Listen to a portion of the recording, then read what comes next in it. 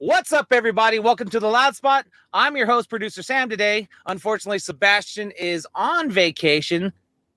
So today's guest is Bleed the Sky. Let's go. Oh, no! Oh, boy! Ah, here it comes! The motherfucking Loud Spot! That was so weird without Sebastian. Right. What? I know. That's because Sebastian's not Where's your here. energy? Before we get started, Before we get started, we want to remind everybody, if you're watching us on YouTube, to click the subscribe and the notification button. If you're listening to us on an audio version on Spotify, Apple Podcast, or whatever, don't forget to click the follow. Today's guest, of course, we're joined by co-host Kyler. Where's Sebastian? I know. That's it. Damn it. And today we're joined by Monte. Well, you're killing it right now, and we're going to have to start all over again. I mean, what? Shit. No, you're not. No, you're not. All right, we're joined by Monte from the band Bleed the Sky. Just a real quick for our listeners out there, Bleed the Sky, I think they formed, when did they form? 2003? 20 years ago. 4? 3. Yeah. Was it 3 or am I wrong? 2003. Yeah, 20 years ago. Okay. All right. So I'm going back to my notes here. So that's why I'm like trying to figure out. Did I leave the page? What? No, it's am I frozen? Yeah. No, you're here. You're good. Yeah, 2003. Can you hear me? Oh, okay. All right. Anyways, 2003. Monte is in a couple of other projects. You have a couple other side projects, correct? Yeah, I stay busy. I play in a band called Ember Throne that's on Seek and Strike Records, and then I play in another band here in Portland called Lesser Animal. It's a very grindcore, much faster, much angrier music than the other two. So I stay busy. I yell a lot. I yell at a lot of people a lot of the time. You're probably like now you used to fill in. Yeah. You used to fill in for Thy Art Is Murder, if I'm not mistaken. Once upon a time. Yeah. I for a quick jaunt. Back in 2016. CJ took some time off, and I knew a couple of those guys, and so they needed to fill in for a couple quick little runs. So did that before CJ made his return in 2017. Yeah, that was fun. And then, of course, we no longer have the luxury of having Thy Art Is Murder. I think they quit now. I think they kind of hanged up the hat. They're still going. Didn't they? They're still going, man. They're on a headliner they're still right going. now Okay. Like they've. I thought the same thing. They were kind of quiet for a while, but they just hit this. They're on a national run right now. And they're doing banger numbers. It's impressive. Yeah, but they definitely took a kind of a hiatus over the pandemic for sure. They kind of they went back into their cave and licked their wounds and wrote some new shit. And yeah, everything I've seen, I don't really keep up with them that much anymore. But seeing some of the footage and some of the videos and pictures from their headliner is pretty impressive. They're doing some big shit. Are they like arena tours, or are they probably still doing the small 1,500 cap room, 2,000 cap rooms? Yeah, they're doing like the big theaters, it looks like. Yeah. Okay. Now just real quick, what back you just joined these guys in 2022, correct? Is that right? Yeah. I'm the newbie, yeah. Yeah, you're the newbie. And we were looking out there That's right. What happened to the old front man? I guess he probably just said, "I'm done," or was he kicked out? Or well, there's a little bit of a story there. The first guy, Noah, who was with the band since the beginning. He'd been in the band when they started, I believe.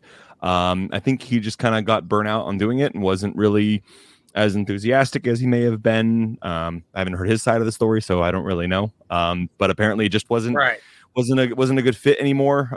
They were on different frequencies, and then they hired a guy named Rudy, who was in So This Is Suffering, a deathcore band from Southern California. And I think on paper, everything worked pretty well when they initially met him, because I think they did a couple shows or a tour with them. So This Is Suffering opening for Bleed the Sky. And they thought it would work out. But again, I think it was just a personality difference, a frequency difference on, certain people, how they get along.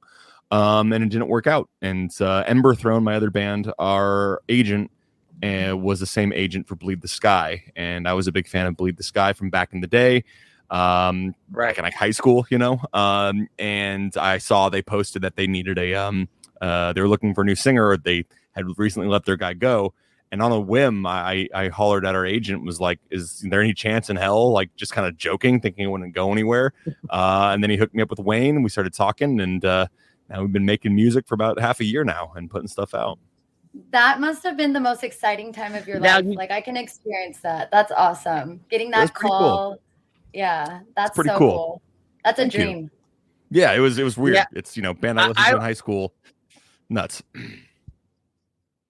Right. And I always want to, fill in people like Kyler, where it's like they think that probably the reason why I asked about the old members is because and about Thy Art Is Murder, because I remember CJ putting out that comment about not making money in metal music and how hard it is and all that kind of stuff. You remember that? I think it came out in like, Metal Hammer and AP and all the magazines and stuff like that, and how hard it is for bands, for metal bands especially, to make money. Oh, yeah. And it's like, well, no, he's right. He ain't lying. Yeah, it's definitely not easy. I mean, I did it, I gave the old college try for a good long time, and really focused on it being like my main, bread and butter and my main career path for a while, and really pushed that. And yeah, man, it is very difficult. And there's obviously, even when you do start making money, not to say I ever really made any money doing it, but when you do start making it, right, there's zero security. There's zero safety. There's zero foundation. You're like, everything is at the whim of the agents, of how your record performs, how you do.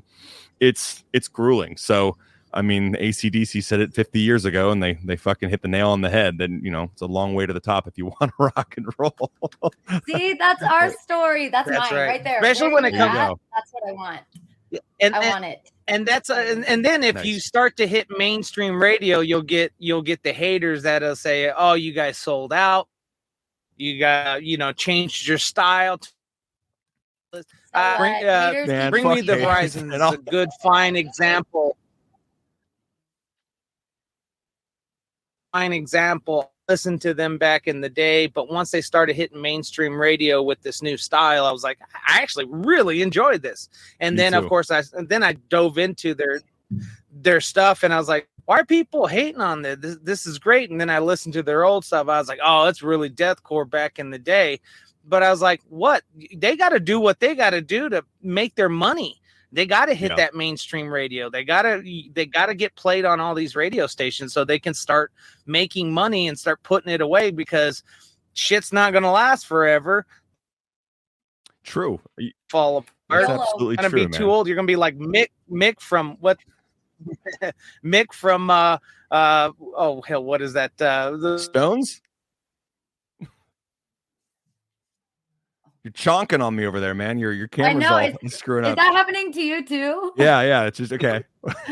I'm like, I was trying to text him. You're all over the place, buddy. Am I? All right, epilepsy? Are you good? You're good. Shaking. No, but you're absolutely right. No, that's the problem about doing a show on the road is the Wi-Fi is never good. So anyways, let's take a look right now. You guys just released a new single called Soul Collapse. That just came out. So let's take a look at that real quick. But before we do, we're going to go to a quick commercial break.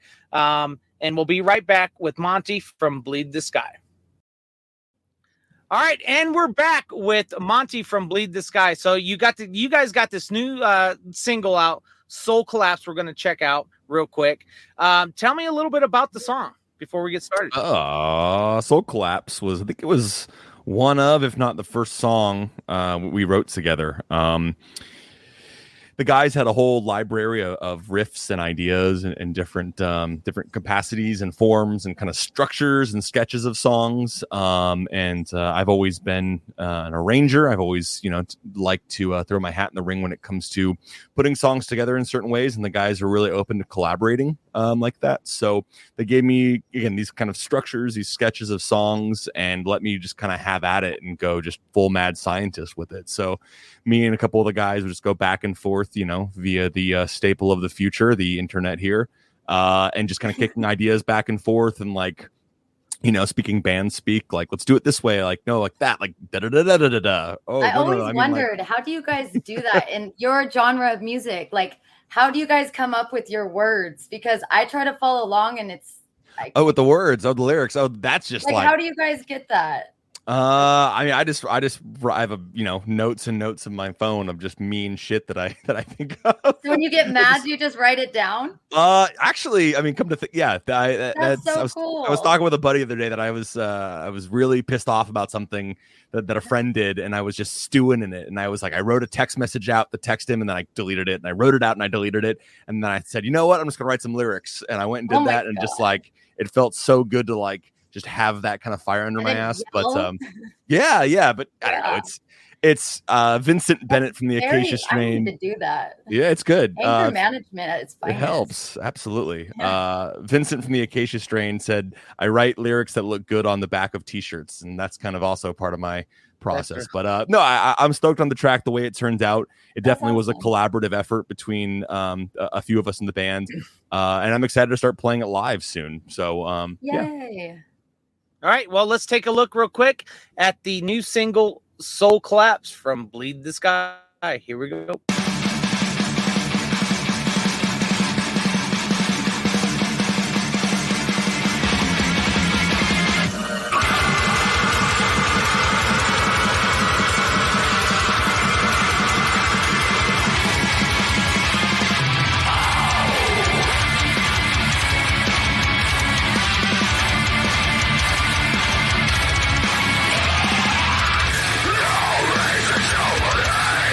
Something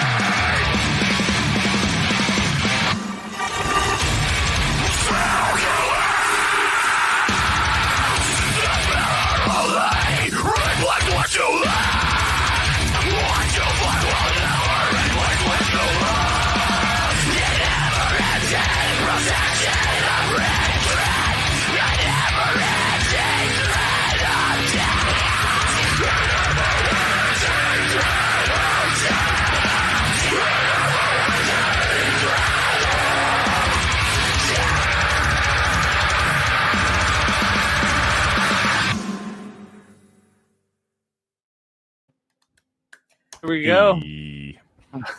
Oh, okay. So I'm not gonna lie. Hold on. I gotta come clean.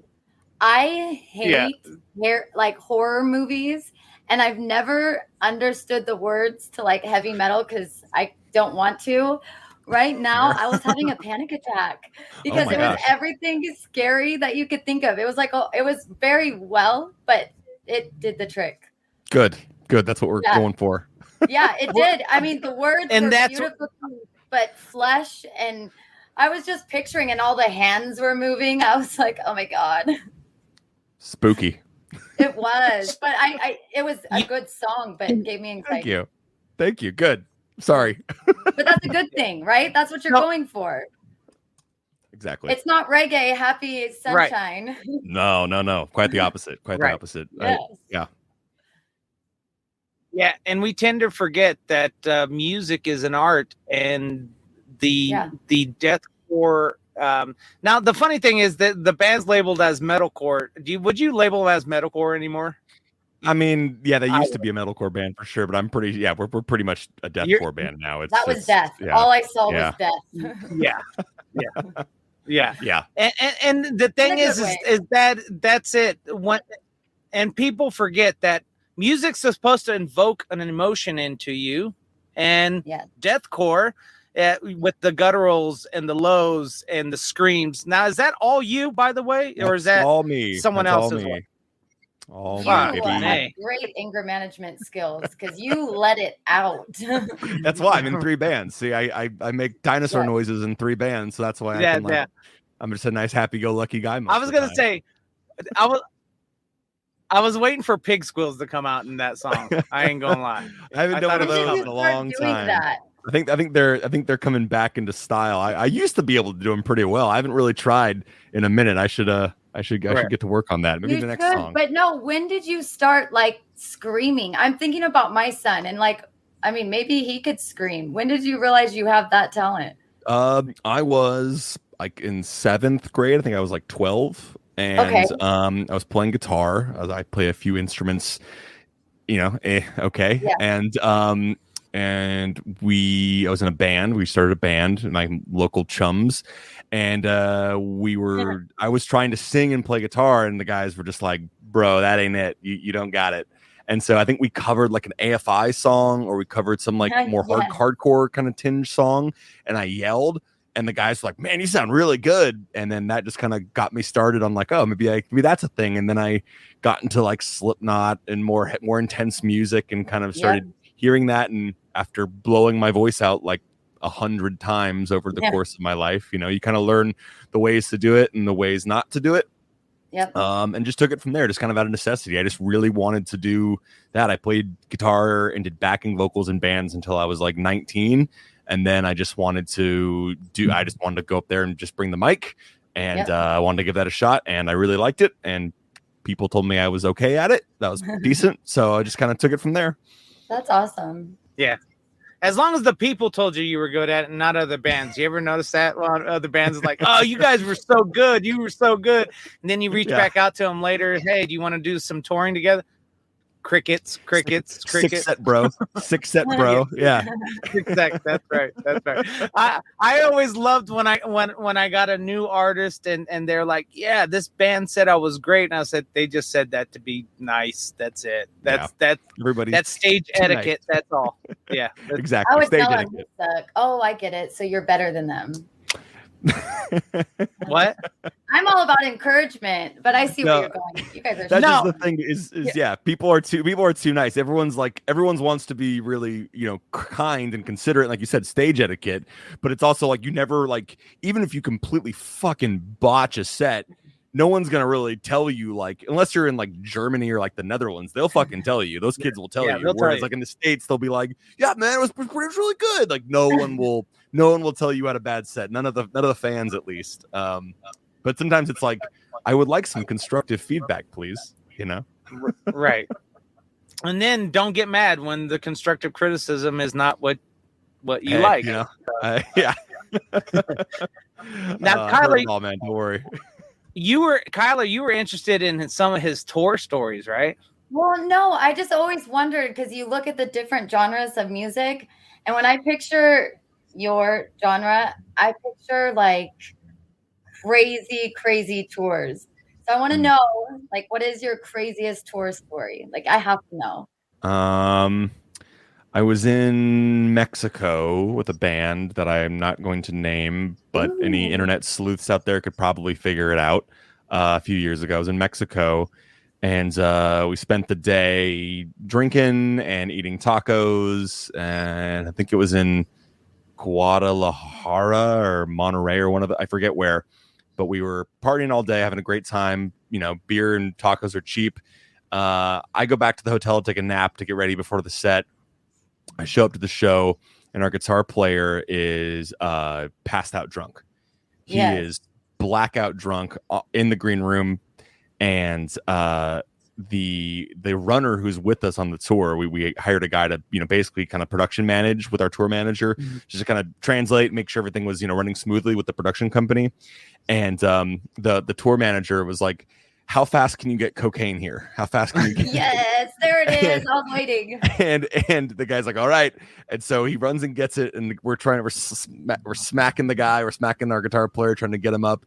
And he's just fucking out like a light.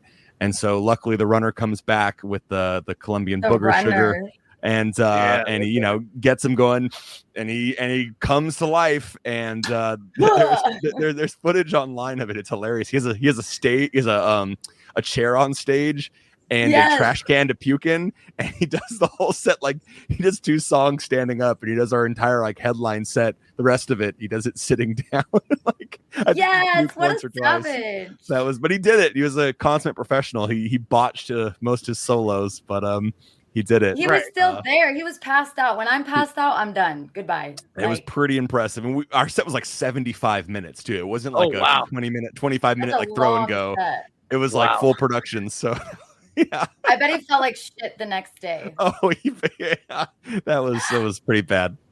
Yeah.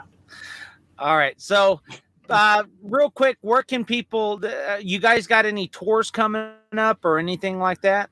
We're working on some stuff. Behind the scenes. Nothing we can announce yet. But Bleed the Sky will return to the stage sometime this year, for sure. We're working on that. Right. We've been entertaining a couple offers. Been working with our agent, and there is more music in the pipeline coming out. Not just we had the Parasite with Mark Hunter from Chimera. That's out. That video is up.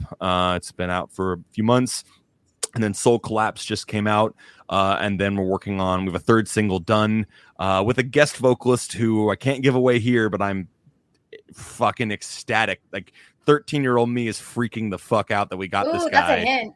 He said AFI. I remember. I listened. I wish we had Davey Look, have it. That internet freak. I already got notes over here. I'm going to find out. Internet sleuthing over there. Anyway, so we're working on that one. That'll be coming out. And then we're shopping to labels, looking into different options, and seeing where we can take it going forward. How exciting.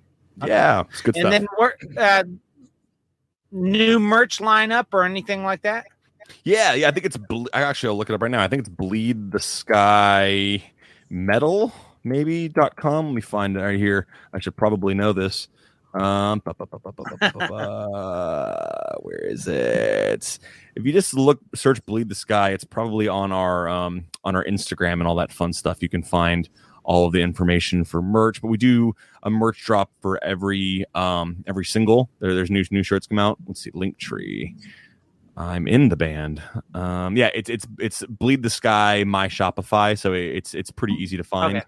We'll send you those links. But yeah, we got artwork and merch from the new song and the last song and other like more legacy stuff from back in the day. And we'll be putting out more merch. Got to sling that cotton, got to do it. Exactly. I heard something different. Yeah, you did. Cotton, not cock. Cotton. Also, gotta sling. Okay. Now, yeah. I mean, we know they're trying to make money as much as possible, but I don't think they're trying to sling cock right now. No, not yet. I mean, that's next year. Yeah, but that's what drummers are for. All right. We'd like to thank Monty, our guest today, Bleed the Sky. Check those guys out. We'd like to thank our distributor, Pantheon Podcast. Of course, thank you, Kyler, for being here. And as always, guys, like Sebastian would say, Sebastian, pop in here and say, peace out, rock on, much love. Thank God. Pop in we here. need you. Pop in here. Hey! I came in the last minute. I finally just got done eating dinner. And that's why I went like that. I was so excited. And I went. I know. She can see me in the background. So, all right. Now I know Lead us out. underneath. All right. That's all the time we got. I'm going to watch this interview later. I guess that's it. Peace out. Rock on. And much love. This is the Loud Spot outro by Nothing Short of Tragic. Is this all talk with no action? No. Is this my thoughts with distraction? No. Is this what I bought that's in fashion? Or is this the Loud Spot with Sebastian? Yes. Does Nothing Short of Tragic have his back again? Yes. Does everything that's good really have to end? Yes. A pimp host has to pimp show, so to get more episodes, make an order, this is over.